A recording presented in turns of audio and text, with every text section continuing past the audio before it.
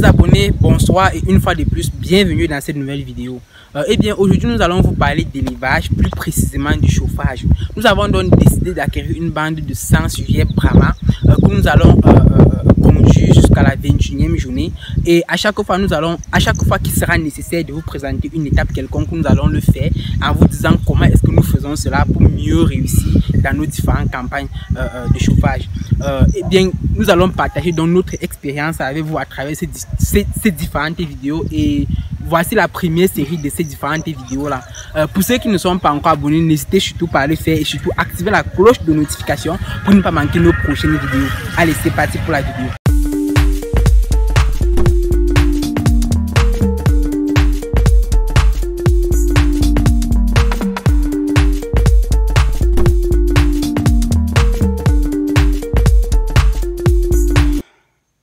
Oui, très chers abonnés, comme j'étais donc en train de vous dire, l'élevage est une discipline où la première étape, c'est-à-dire l'étape de démarrage qui comporte le chauffage, est une étape vraiment déterminante pour la suite du processus. Lorsque vous ratez cette étape, vous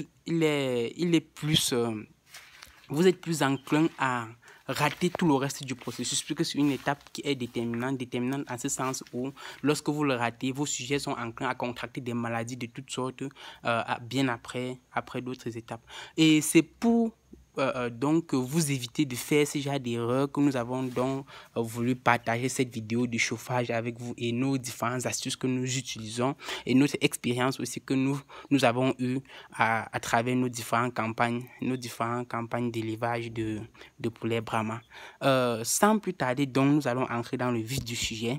Il y a plusieurs points que vous devez observer lorsque vous êtes en train de faire un élevage de poulet, lorsque vous êtes en train de vouloir faire du chauffage de poulet, peu importe si c'est les poulets de chair, poulets Brahma, poulets pondeuses, c'est juste la période de chauffage qui différencie. Bien évidemment, pendant la première étape, il est certes vrai que bien après, là, dans la nutrition, il y aura aussi des variantes, mais nous sommes dans le cadre du chauffage et c'est vraiment que la période de chauffage qui va diminuer, et quelques petites astuces aussi.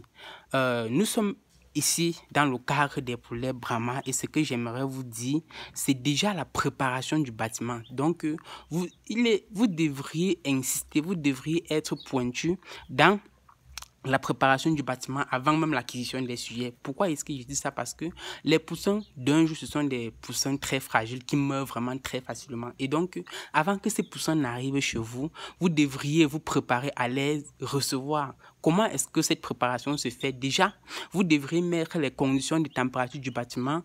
Vous devriez mettre le bâtiment à des conditions de température adéquates et nécessaires pour pouvoir les acquérir. Donc, avant que les poulets n'arrivent, 12 à 24 heures suivant votre situation géographique, c'est-à-dire peut-être vous pouvez être dans des zones où il fait excessivement froid, des zones où la température est moyenne. Là, la période de chauffage doit être un peu amoindrie. Donc, prenons le cas de l'Ouest, par exemple. Je suis à l'Ouest du Cameroun et là, ici, avant d'acquérir nos sujets, nous chauffons le bâtiment durant 12 à 15 heures, par exemple. Pour nous, chez nous, nous chauffons le bâtiment pour mettre le bâtiment dans des conditions de température assez hautes, c'est-à-dire environ 37 degrés en fait. Donc, avant de ramener vos sujets, vous devez faire déjà cette première étape-là, vous devez faire cet impératif-là parce que c'est très important pour ne pas perdre vos sujets. Et c'est en négligeant ces petites étapes-là que vous risquez même perdre plutôt vos sujets, et il faut observer vraiment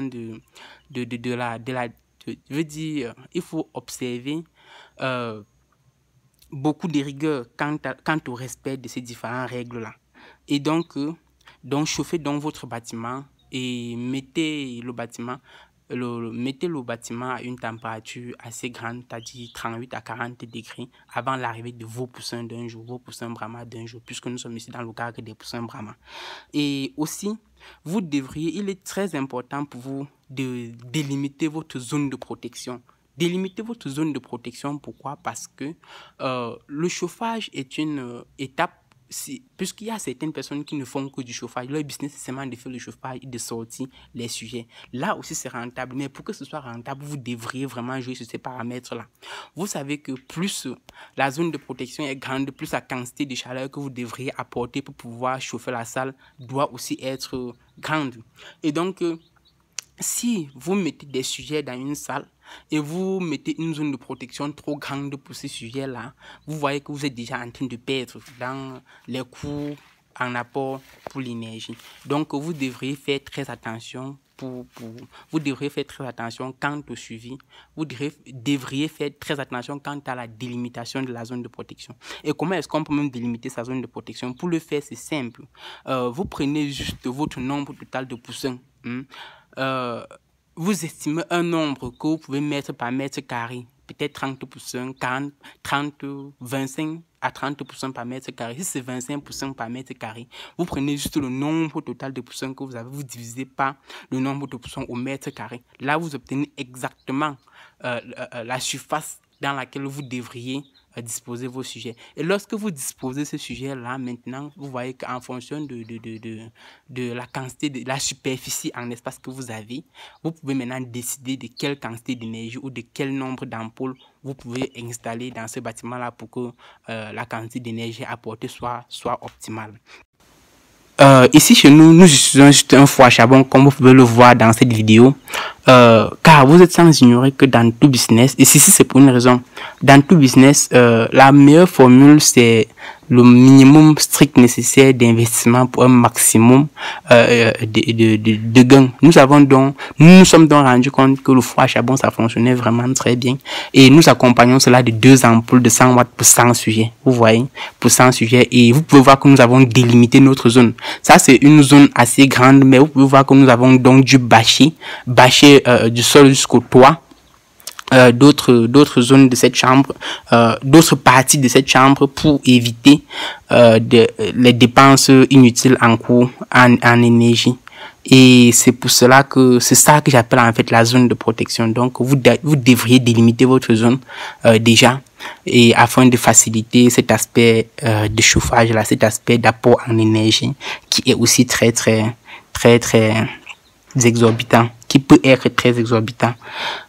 Pour les sources de chauffage, comme j'étais donc en train de le dire, chez nous, nous utilisons un four à charbon avec les ampoules de 200 watts que nous avons trouvé sur le marché. Mais cela ne veut pas dire qu'il n'existe pas d'autres sources de chaleur. Il existe bien d'autres. Par exemple, il y a des lampes ou des éleveuses électriques que vous pouvez aussi utiliser pour un petit effectif et simple à installer. Donc, c'est vraiment relativement simple à installer.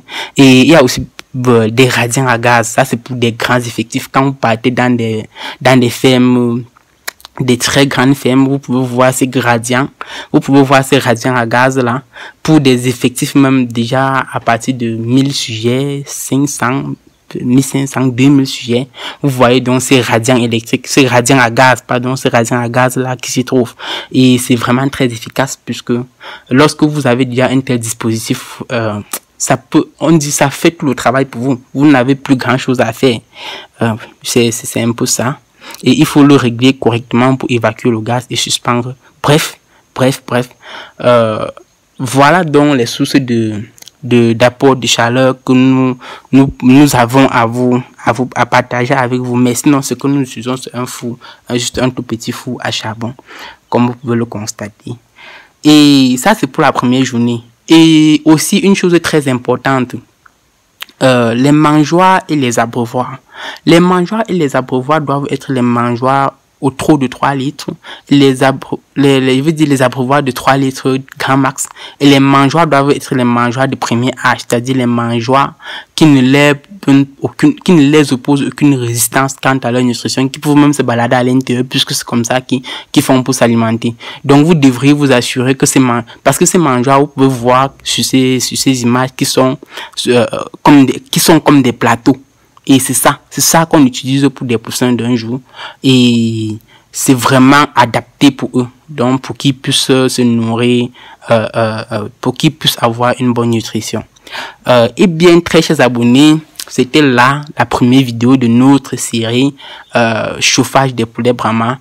Ça va se dérouler sur 21 jours à 1 mois. Et je veux partager avec vous à chaque fois qu'il sera nécessaire de vous donner une quelconque information qui pourra vous être utile. Donc, je veux partager avec vous. Donc, pour ceux qui ne sont pas encore abonnés, faites-le, n'hésitez pas à le faire. activer la cloche pour ne pas manquer nos prochaines vidéos. Partagez, commentez, likez et portez-vous bien. À la prochaine pour une nouvelle vidéo.